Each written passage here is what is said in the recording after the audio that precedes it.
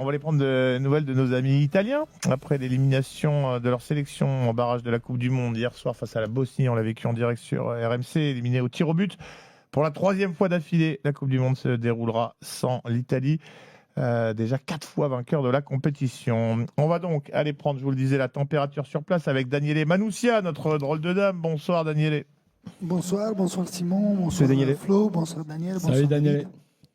Daniele, tristesse, colère nationale qui est en train de se transformer en affaire d'État. Je précise pourquoi je dis ça, parce qu'on a appris aujourd'hui que Andrea Abodi, le ministre des Sports italien, réclame la démission du président de la fédération, qui, si j'avais bien lu entre les lignes, a remis une éventuelle démission à une décision du Conseil fédéral qu'il a convoqué pour la semaine prochaine. En gros, on aimerait qu'il s'en aille de tel fiasco, tout le monde ne dégage pas, quoi. Ça doit dégager de partout, en vrai. Oui, mais en fait, ça vient tout de Gravina parce que c'est lui qui a choisi Buffon comme délégué, et Bonucci comme part du staff, et tous ensemble, ils ont choisi Gattuso. Donc, quand Gravina, à la fin du match, il a défendu Gattuso, il a dit que c'était un grand entraîneur, il a dit les joueurs, ils ont fait un match héroïque. Il a même dit, je suis désolé que vous n'avez pas vu l'ambiance qu'ils ont été capables de créer dans les joueurs, comme si on avait quelque chose à s'intéresser de l'ambiance. Nous, on voulait aller à la Coupe du Monde, pas qu'il y avait une bonne ambiance. Mais aujourd'hui, par contre, donc il a fait ça, il a défendu son travail. Par contre, aujourd'hui, toutes les premières pages, en fait, c'est aussi une coïncidence assez bizarre. Le Corriere dello Sport et la Gazzetta dello Sport, en première page, ils avaient des gros titres, c'était « Tous à la maison »,« Tutti a casa ». En fait, les deux, ça arrive de temps en temps qu'ils ont la même couverture, mais même la Repubblica, il avait la même chose, c'est-à-dire il y avait vraiment envie que quelques têtes tombent. Comment tu peux ne pas faire tomber des têtes après un tel fiasco? Le président de la Fédé, il faut qu'il s'en aille. Il va pas s'accrocher 1000 ans à l'Euro, à la victoire de l'Euro 2021. Tu as fait des mauvais choix de sélectionneur, t'en as viré, t'en as mis d'autres. Tout est catastrophique. Tu rates une troisième Coupe du Monde de suite. Mais là, il n'y a pas une révolution, ils vont la faire quand? Ils vont pas continuer à trouver des excuses dans tous les sens. Alors là, la grosse polémique, Daniele, c'est avec le fameux rapport Baggio qui va ressortir. Tout le monde va enterré il y a 15 ans. Ouais. Le fameux rapport qui avait été enterré, dont on n'a absolument rien fait. Que personne n'a jamais lu, parce que c'est un truc dont on parle, mais il paraît que c'est 900 pages. Oui. C'est un peu, mais on n'y connaît rien de ça, on sait rien. Baggio, on sait ce qu'il y avait dedans, une refonte du recrutement des joueurs, des académies, la place à la technique, les fondamentaux. Enfin, c'était très axé sur le jeu. Bon, maintenant, beaucoup vont en reparler. Je me demande où il est ce rapport. À un moment, faut pas que ça devienne une légende. Il va falloir qu'on le voit. Et puis, est-ce qu'un président de Fédé nouveau va pouvoir arriver avec des nouvelles idées? Moi, ce que j'ai très peur, c'est qu'en matière de football, il y a un conservatisme qui est un peu trop fort en Italie. Et à chaque fois que je lis des papiers là-bas, j'ai l'impression qu'on ne veut pas avancer. On dit toujours, mais non, regardez, c'est pas si terrible et tout. Daniel, regarde le traitement de Fabregas. T'as vu comment Fabregas est traité, en fait, qui est novateur, qui est moderne. Ça a toujours existé. Avec Mourinho, c'était déjà la guerre à l'époque, parce que c'était l'entraîneur étranger. Ça, on va dire, ok, très bien. Mais là, il y a une histoire de style aussi. Là où Mourinho était très italien dans le style, là, il y a une vraie histoire de style. Là, avant même de savoir si c'est 3 Coupes du Monde de suite. Moi, j'ai grandi. Mais il y a une question à te poser, Daniel. Enfin, aux deux Daniel.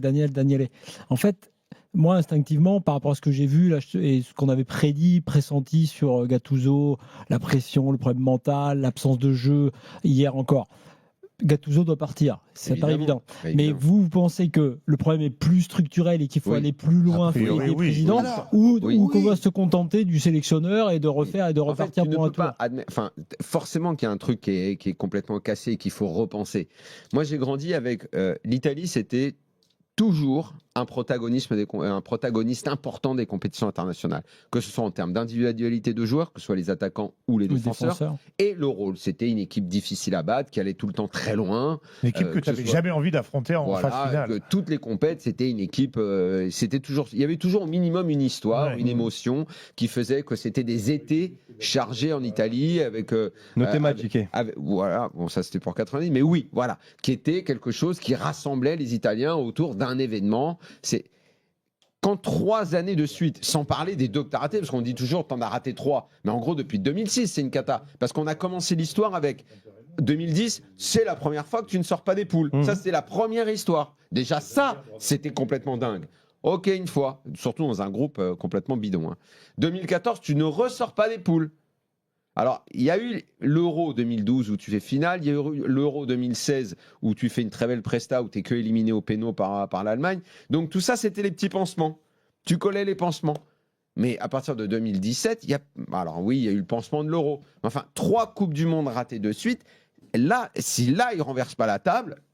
Mais Daniel, ça doit aller de concert avec la Ligue également, pour instaurer des quotas de joueurs italiens ou financièrement incentiver les clubs d'aligner des joueurs italiens. Il y a plus de 60% de joueurs étrangers dans les effectifs pour ça. Daniel, rapidement, réponse à la question de Flo, et après on... Mais on parle de ça, et c'est tous des arguments dont on parle. Là, il y a la question politique, c'est-à-dire Gravina, il a été réélu en 2024 avec les 98% de vote, donc les conseils fédéraux, a priori, ils ne devraient pas le limoger. Le ministre du sport, il ne peut pas se mêler au sport, parce qu'on n'est pas non plus dans un pays... en gros, c'est un abus, ça risque aussi des amendes et tout. Et par contre, toutes ces choses-là, moi je pense que c'est des petites choses. La réalité, elle est bien plus grave. Daniel, il fait bien de parler de 2010, mais même en 2006, on a gagné en étant une équipe difficile à battre, qui a encaissé que 2 buts dans tout le tournoi. Si on regarde même 2002, où on était en Corée avec une équipe très jolie, même avec des joueurs, c'était toujours une équipe défensive. Et depuis non, mais tu rigoles ou quoi? T'as vu les joueurs que t'avais en 2002? Oui, mais c'est ce que dit Daniel, même avec les Totti, Del Piero, Pirlo, ça jouait pas forcément un football de rêve. pas. Mais ça jouait, t'avais des équipes, le match, même en 2006, le match que tu fais contre l'Allemagne, c'est pas un match défensif. C'était des bons joueurs. T'avais des joueurs extraordinaires à tous les postes. Oui, et tu as encore des années où tu étais en Coupe d'Europe, t'avais encore Milan, t'avais encore la Juve, et t'avais des bonnes équipes. Là, t'as plus rien. Là, t'as plus rien du tout. Mais ce que j'allais dire, c'est que pendant ces 24 ans qui sont passés, qui se sont écoulés, les autres équipes se sont renouvelées. Sur le plan technique, il y a beaucoup plus de compétences.